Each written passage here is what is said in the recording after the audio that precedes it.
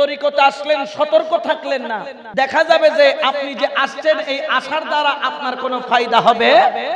তরিকতের মধ্যে যদি আপনি সঠিক পথে চলতে চান, আপনাকে খেয়াল রাখতে হবে 7টা দরজা সব সময় সতর্কতার সাথে খোলা এবং বন্ধ রাখতে হবে।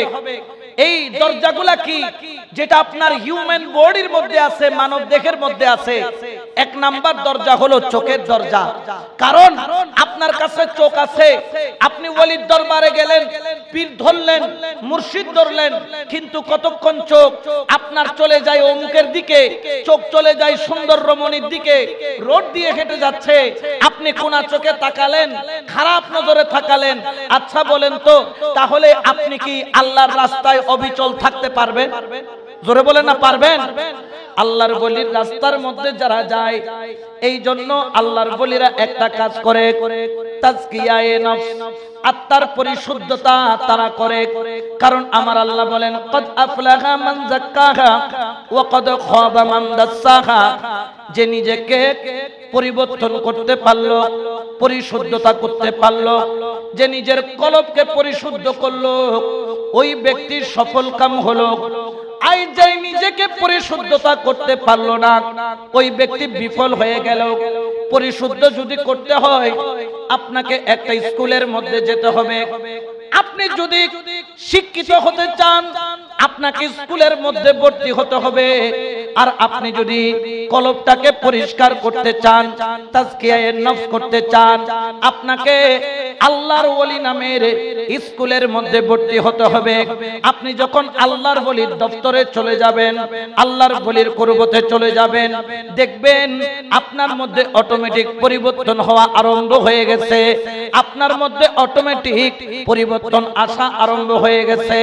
1 নাম্বার হলো আপনার চোখের পরিবর্তন। ওই জিনিসের দিকে তাকানো যাবে না যেই জিনিসের দিকে তাকাইতে নিষেধ করেছে, আর ওই জিনিসের দিকে তাকাইতে হবে যেই জিনিসের দিকে তাকানোর হুকুম দেওয়া হয়েছে। দেখা যায় বর্তমান সময়ের মধ্যে আমরা এই চোখের জেনার মধ্যে প্রতিনিয়ত পড়ে রয়েছি। এই চোখ দিয়া খারাপ নজর দিয়া তাকায়, এই চোখ দিয়া ফেসবুক নামের বিভিন্ন ধরনের খারাপ ছবি আমরা দেখি, এই চোখ দিয়া আমরা বিভিন্ন মোবাইলের ওয়েবসাইটের মধ্যে ঢুকে খারাপ নজরিয়তের মাধ্যমে আমি নিজেকে কুলুষিত করছি। আপনি যদি ওলি আল্লাহর দরবারে যান, 1 নাম্বার হলো আপনার চোখের পরিশুদ্ধতা লাগবে। গাউসুল আজম মজবান্ডারি কেবলে আলমের বেলায়েতের নজর যদি পেতে চান, দুনিয়ার দিকে তাকানো বন্ধ করতে হবে। মুর্শিদ যেদিকে তাকাচ্ছে সেদিকে তাকানোর চেষ্টা করতে হবে, ঠিক কিনা? ওই ব্যক্তি তরিকতের প্রকৃত যাত্রী, যে চোখ বন্ধ করে চলে। এই জন্য মুজাদ্দিদ আল ফিসানি রাহমাতুল্লাহ আলাইহি বলেন, আল্লাহকে ওই ব্যক্তি পাবে, দেখবে যার চোখ বন্ধ। এখন এক মুরিদ বললেন, হুজুর চোখ বন্ধ হইলে দেখবে কিভাবে? বলে, বেকুব, তুমি তো বুঝো নাই। চোখ বন্ধ বলতে তুমি কি বুঝেছো? আল্লাহ ওয়ালা যারা, তাদের চোখ কিন্তু 2টা নয়, তাদের চোখ হচ্ছে 3টা। তারা যখন চামড়ার 2 চোখ বন্ধ করে, তাদের আরেকটা চোখ খুলে যায়, যেটার নাম হচ্ছে কলবের চোখ। বড় করে বলে সুবহানাল্লাহ। যেমন হযরত ফারুক আজম, ইসলামের 2য় খলিফা, ওনাদের কাছে ওই চোখ আছে না নাই? জোরে বলেন আছে না নাই? আমরা যারা সুন্নি, আমরা যারা মাইজবান্ডারি, সিদ্দিক আকবরের সাদাকতকে আমরা সম্মান করি কি করি না? মানি কি মানি না? না মানার কোনো সুযোগ নাই। ফারুক আজমের আদালত, উসমান জিন্নুরাইনের সাখাওয়াত, মাওলা আলীর বেলায়েত, এগুলাকে অস্বীকার যারা করবে, তারা কখনো মাইজবান্ডার দরবার শরীফের গোলাম হওয়ার যোগ্য হবে? জোরে বলেন না হবে?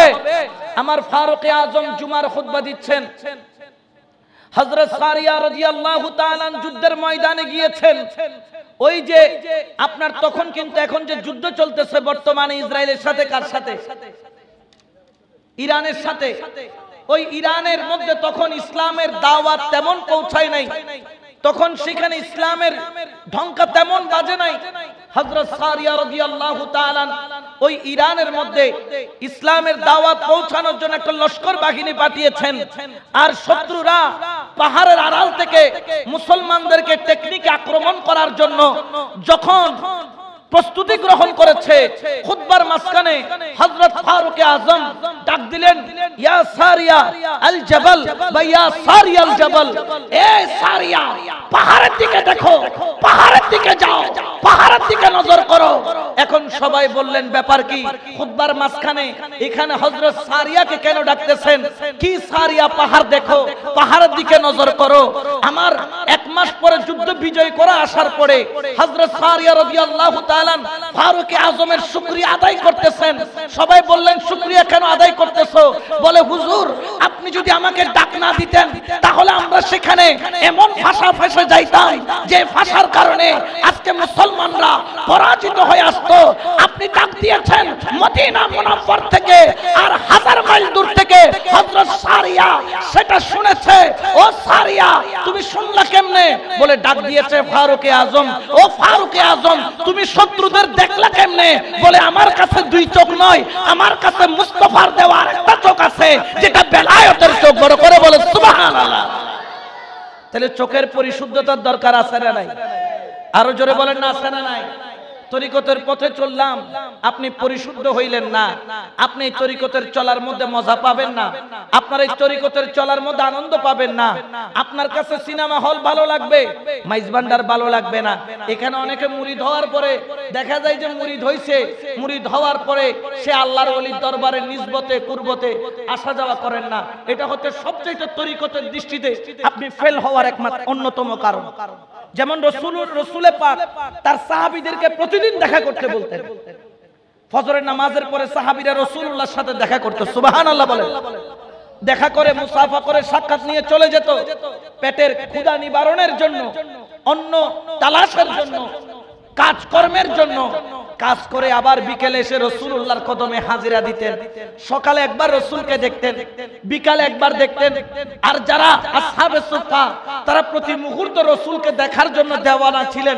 যারা অনেক দূরে ছিল তারা অন্তত পক্ষে প্রতিদিন একবার, আরো দূরে হলে 2-3 দিনে একবার, না পারলে সপ্তাহে একবার রাসূলুল্লাহর সাথে দেখা করত। এখন ব্যাপার কি? আরে বেকুবের দল, তোরা তো বুঝিস নাই কেন দেখা করত। আজকে রাসূলকে তারা সাধারণ বলে মনে করে। দেখেন আল্লাহ রাসূলের কুরবতে কেন যাইতো?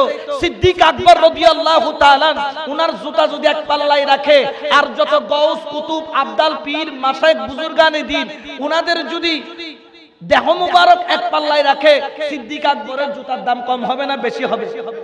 অনেক বেশি হবে। কারণ গাউসে পাক কি বলছেন?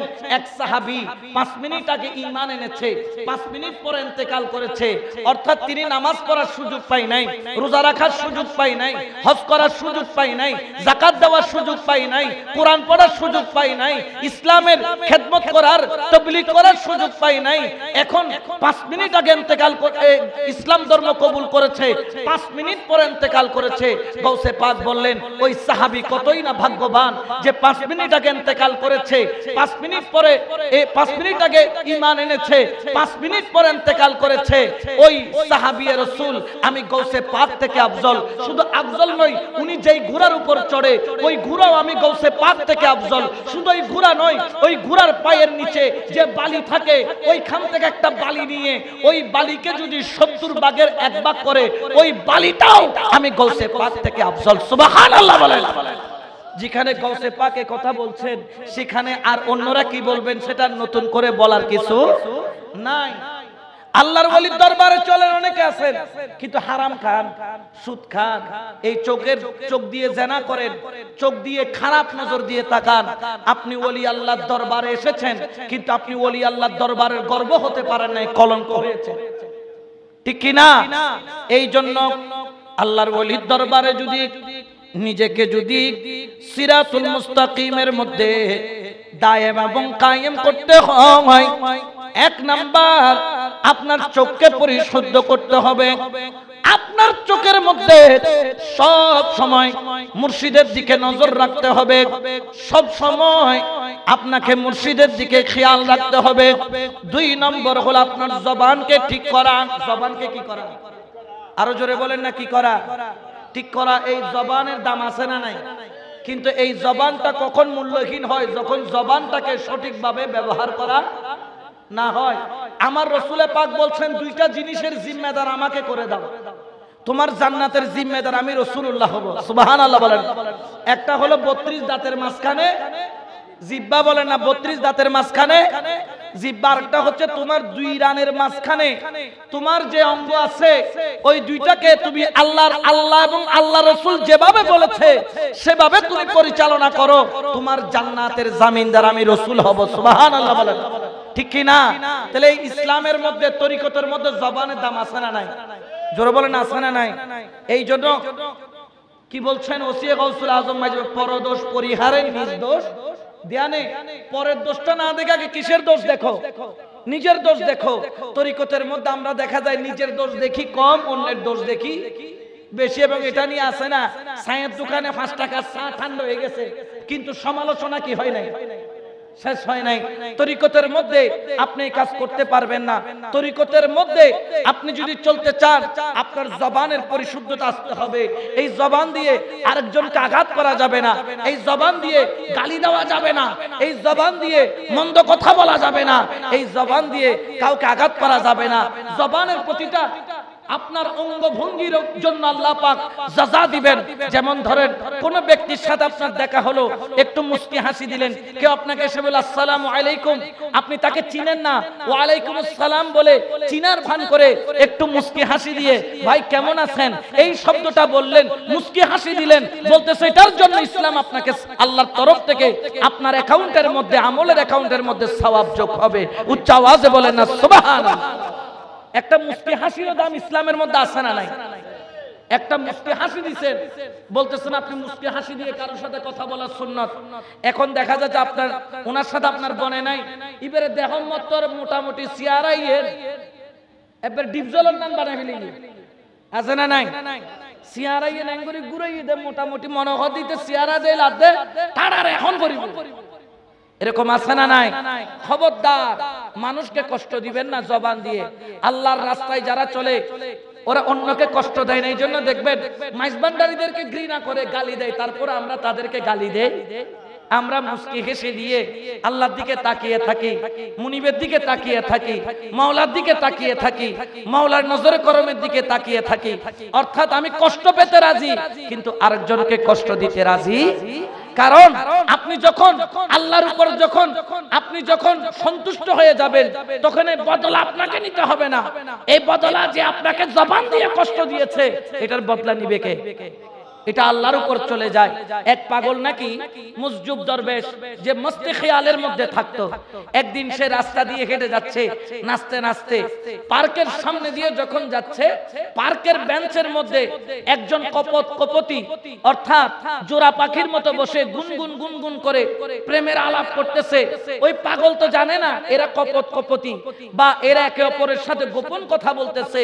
পাগলাইয়া আল্লাহর প্রেমে আছে, নাচতে নাচতে কি করলো, দৌড়াইতেছে। হঠাৎ করে তার পা একটা গর্তের মধ্যে পড়লো, গর্তের মধ্যে ছিল কাদা মাটি কাদা পানি, যাইয়া এই কাদাগুলা প্রেমিকার গায়ে লাগছে। প্রেমিকা সব পাগল রে কষাই একটা থাপ্পড় মারছে। পাগলাইয়া আমার প্রেমিকার গায়ে কাদা মারছিস? পাগল কিছু বলে নাই, ব্যথা পাইছে, এমন ব্যথা পাইছে 5টা আঙ্গুল মুখের মধ্যে বসে গেছে। উপরের দিকে তাকাইয়া আবার মুস্কি হাসি দিয়ে চলে গেল, মাওলার উপর সন্তুষ্ট হয়ে গেল। ও মাওলা আমি তো খাই নাই, তুমি আমারে খাওয়াইছো, যেহেতু তুমি আমারে এই থাপ্পড় খাওয়াইছো তুমি খুশি থাকলে আমিও খুশি। মাওলার অন্তরে লেগে গেল। ওই রাত্রে ছেলেটা মারা গেল। কপতি কান্দে, ব্যাপার কি? আমার প্রিয় মানুষটা তো ভালো ছিল, স্বপ্নের মধ্যে সে দেখতে পারে ওলি আল্লাহর সাথে বিআদবের এটার শাস্তি সে পেয়েছে। যখন তুমি নিজের জবানকে আল্লাহর রাস্তায় ব্যয় করে দিবা, জবানকে তুমি যখন সংযত করবা, এই জবান যদি সংযত হয় খোদার কসম তরিকতের কাজ অর্ধেক সহজ হয়ে যায়। সুবহানাল্লাহ বলেন। ইয়া তো আছে তো হড়ে এখন এতে অক্সিজেন ফান্ন এ 8000 পার হয়ে যায়।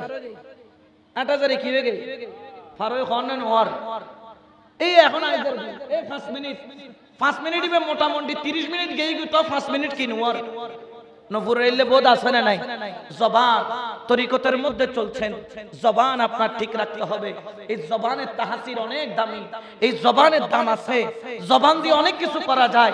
সুন্দর ভাষা ব্যবহার যদি আপনি করেন, একজন বেতরিকতওয়ালা মানুষ তরিকতে আসতে বাধ্য। খাওয়াজা গরিবে নামাজ, গৌসুল আজম মাইজ ভান্ডারী, ওনারা প্রেম দিয়ে, জবানের মিষ্টি ভাষা দিয়ে, বেলায়েতের নজর দিয়ে মানুষকে তরিকতের রাস্তায় ডেকেছেন। এমনি ডাকেন নাই, তাদের ডাকার পিছনে কারণ আছে। তারা যখন মানুষ এসেছে ঝগড়া করার জন্য, একটু তাবাসসুম দিলেন, মুস্কি হাসি দিলেন, মানুষের অন্তর গলে গেল।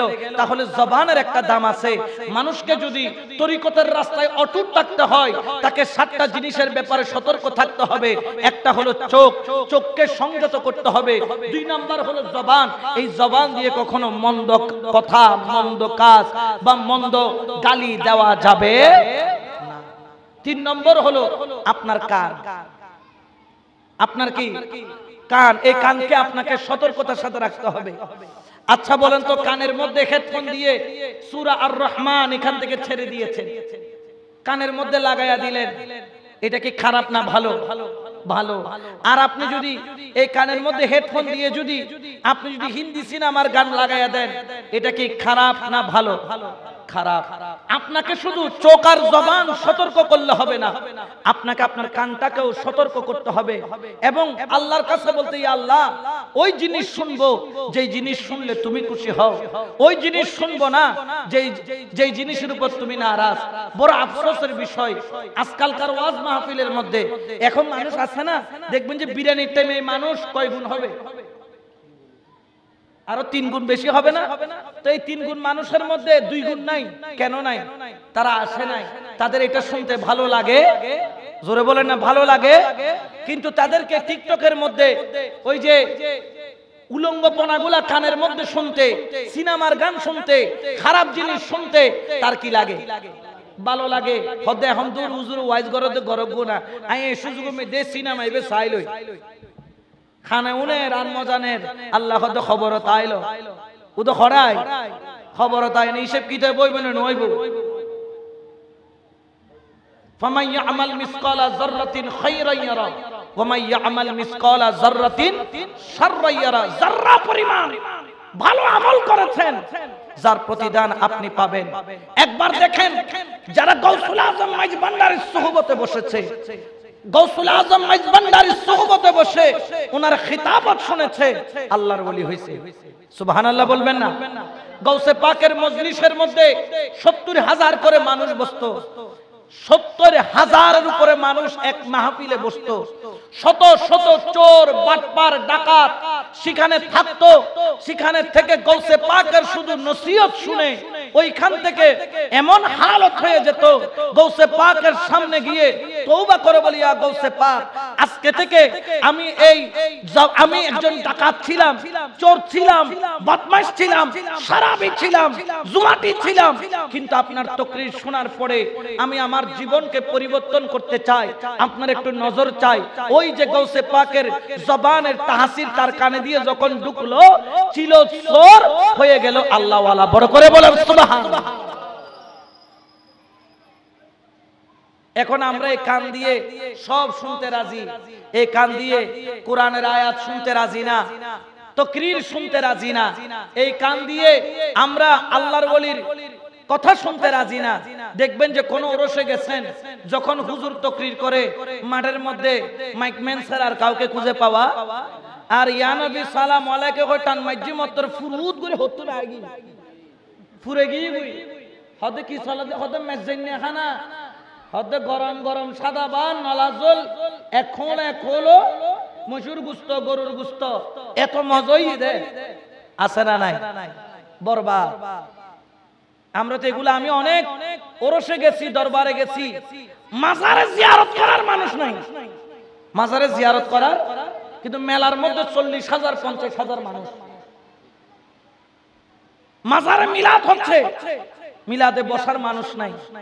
কিন্তু গিয়ে দেখতেছি পাশে মেলা হচ্ছে, 50,000 40,000 মানুষ মেলার মধ্যে এটা কখনো তরিকতের সংস্কৃতি হতে পারে। এই জন্য আপনাকে কানটাকে শুদ্ধ করতে হবে। এরপরে হচ্ছে আপনি যদি তরিকতের মধ্যে নিজেকে অটল রাখতে চান, আপনার হাতকে সতর্কতার সাথে চালাতে হবে। এই হাত দিয়ে আপনার ক্ষমতা আছে, আপনি অন্যকে জুলুম করার অধিকার আপনার। কারণ আল্লাহ কখনো জালেমের পক্ষে থাকে না, আল্লাহ থাকে কার পক্ষে? মজলুমের পক্ষে। তিনজন ব্যক্তির দোয়া আল্লাহর দরবারে সঙ্গে সঙ্গে কবুল হয়।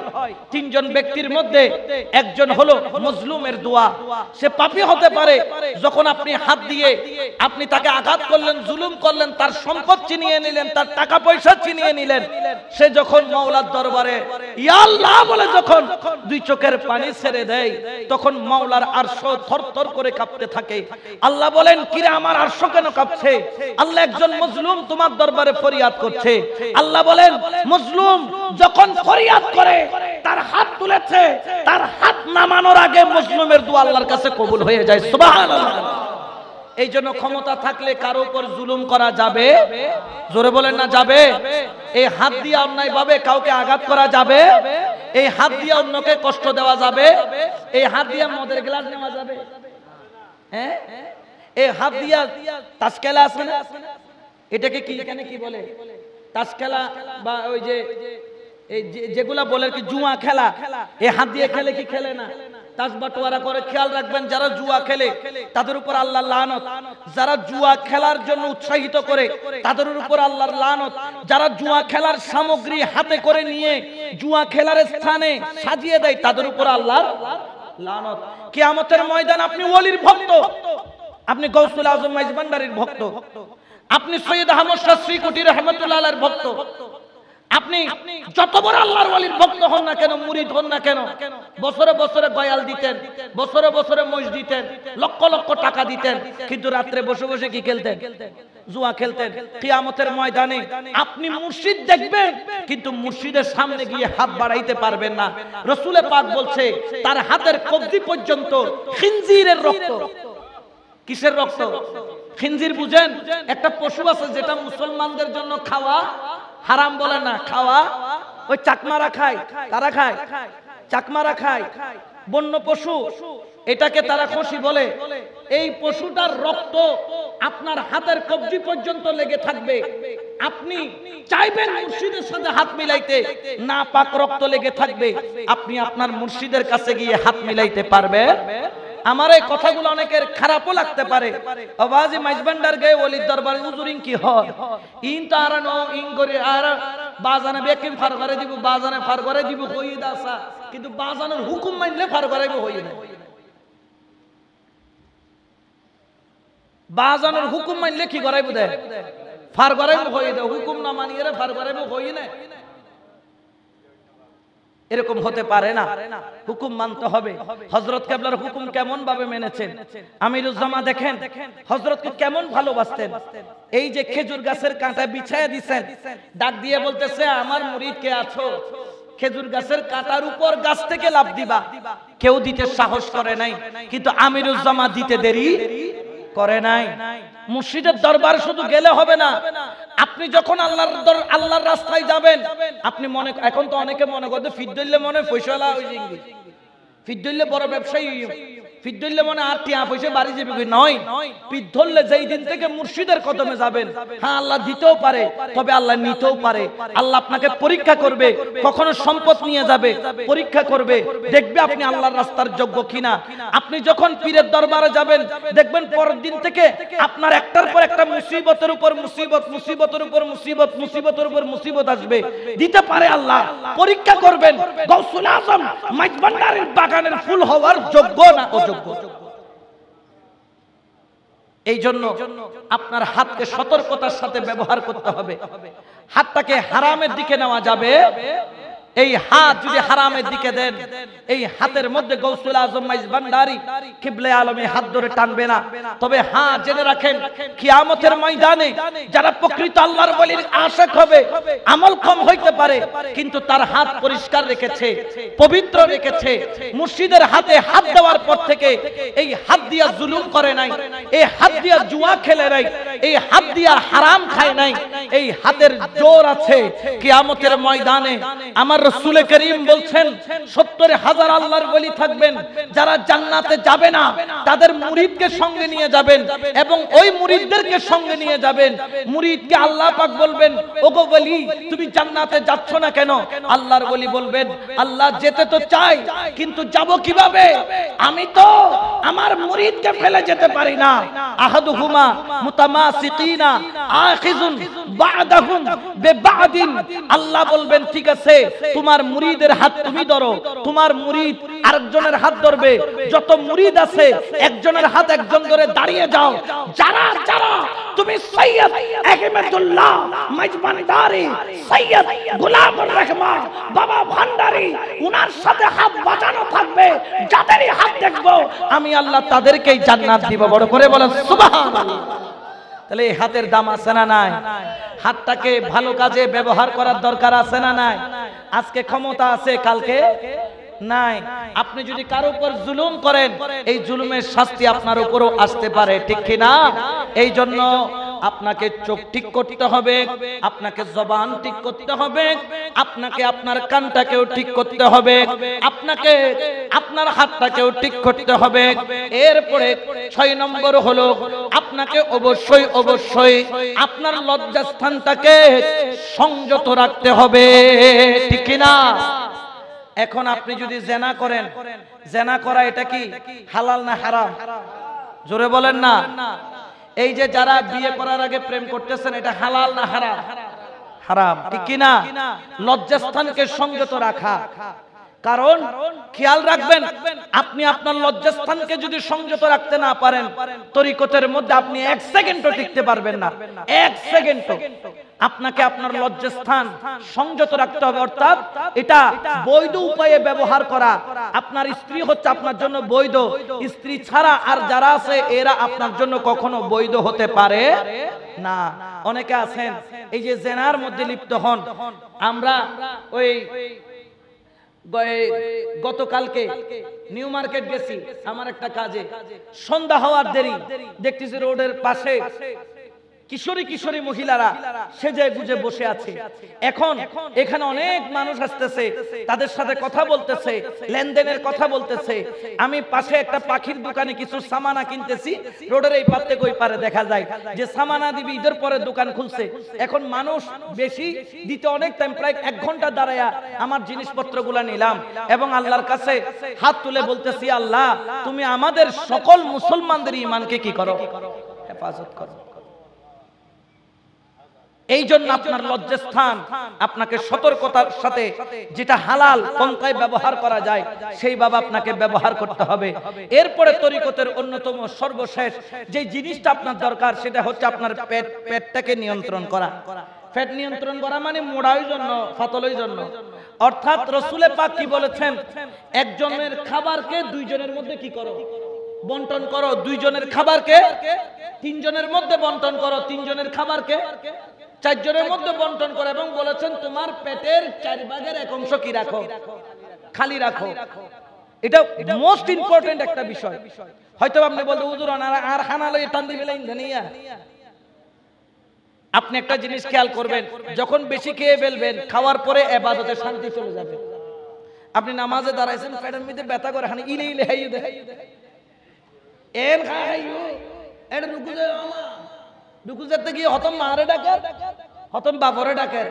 এখন মারে ডাকিবের কথা না আল্লাহরে ডাকিবের কথা? ইয়ে ডাকে দা হারে মারে ডাকে দাও মা কি এত খানা খাই ফেলে ঈদে খাইতে খাইতে গলার নলি পর্যন্ত। এরকম আছে না নাই? আছে। তরিকতের মধ্যে দেখবেন তারা খুবই কম খাই। জন্য মাহবুব ইলাহি নিজামুদ্দিন আউলিয়া তিনি অধিকাংশ সময় রোজা রাখতেন, অধিকাংশ সময়। কেন? রোজা রাখলে পেটের মধ্যে খিদা বা পেটটাকে যদি পরিপূর্ণ তৃপ্তি বা পরিপূর্ণতা দিয়ে অতিরিক্ত তাকে যদি লোড না দেন, কয়েকটা ফায়দা হয়। আপনার ইবাদতে শান্তি পাবেন, ইবাদতে কি পাবেন? মজা পাবেন। 2 নম্বর হচ্ছে আপনার নফস আপনার কন্ট্রোলে থাকবে। নফস আপনাকে বিতাড়িত করবে না। নফস যখন বেশি খাবেন, আপনার শরীরে যখন স্ট্যামিনা বেড়ে যাবে, তখন নফস আপনাকে কি করবে? ডিস্টার্ব করবে। এই জন্য অধিকাংশ ওলি আল্লাহরা বেশিরভাগ সময় রোজা রাখতেন, অর্থাৎ কম খেতেন, কম আহার নিতেন, যাতে নিজের শরীর নিজের আয়ত্তে থাকে। কারণ এই শরীরটাকে যদি আপনি না বুঝেন, আপনি তরিকত বুঝতে পারবেন না। কারণ কি জানেন, তরিকতের একটা জিনিস আছে, ভাষা আছে, যাহা আছে ভূমণ্ডলে তাহা আছে হৃদমণ্ডলে। দুনিয়াতে যা কিছু আছে এখানে কিন্তু আপনার সবকিছু আছে। শুধু এখানে সবকিছু বলতে কি, এইখানে পরম সত্তা যিনি, তিনিও আপনার সাথে আছেন। এই জন্য তিনি বলছেন কি, মিন হাবলিল ওয়ারিদ, আপনার শাহী রগের চাইতে যিনি কাছে, উনি কে? আল্লাহ বলেন না, তিনি কে? আল্লাহ। তো ওনাকে আপনি ধরবেন কিভাবে? ওনাকে চিনবেন কিভাবে?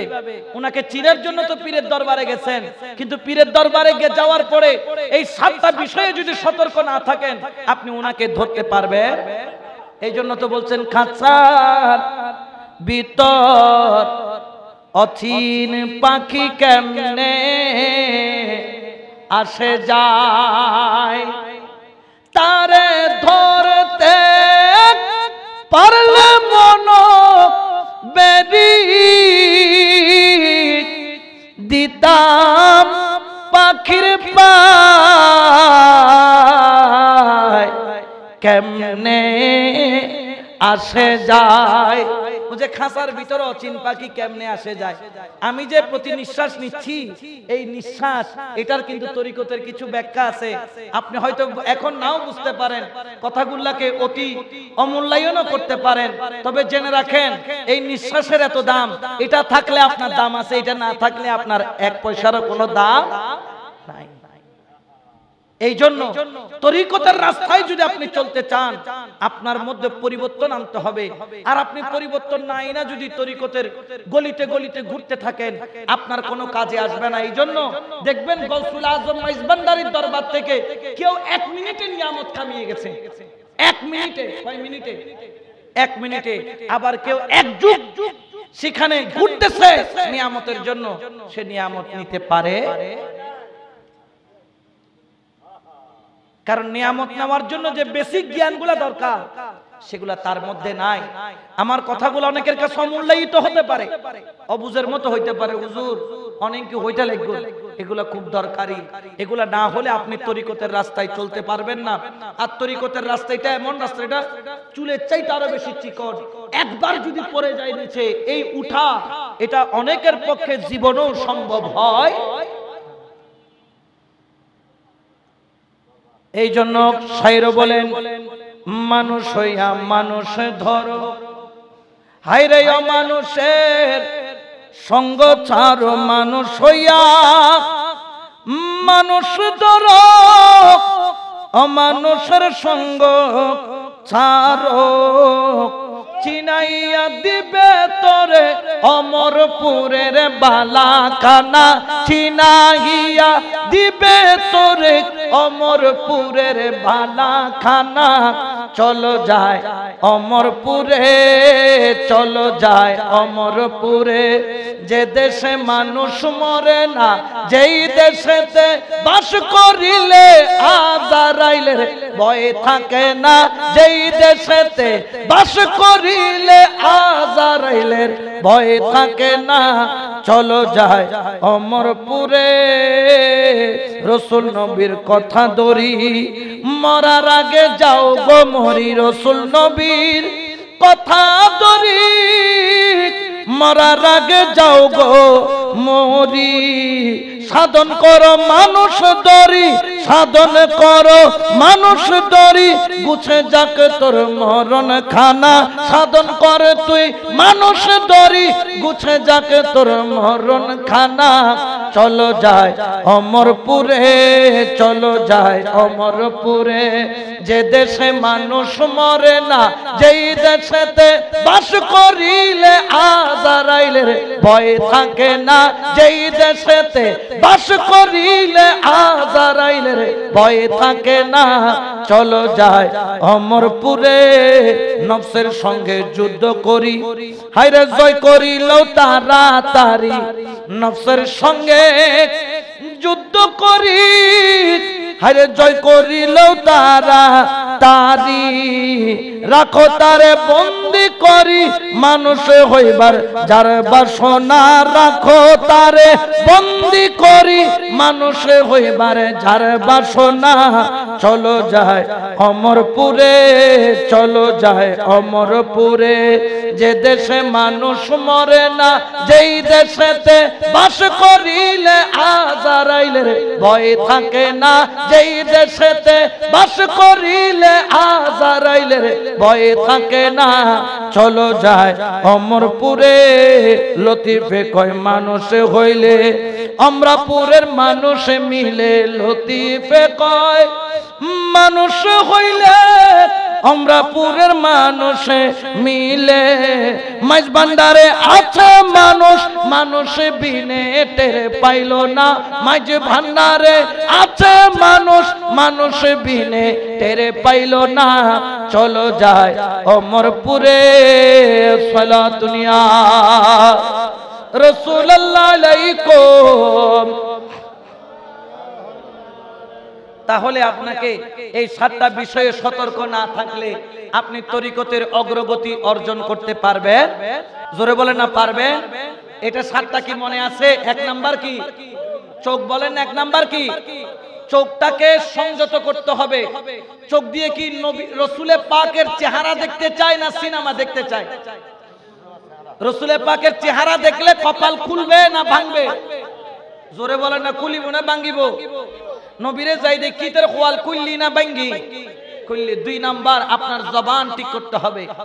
জবান যদি আপনি ঠিক না করেন, জবান দিয়ে যদি আঘাত দেন, জবান দিয়ে কষ্ট দেন, তাহলে আপনি কখনো তরিকতের রাস্তায় অগ্রসর হতে পারবেন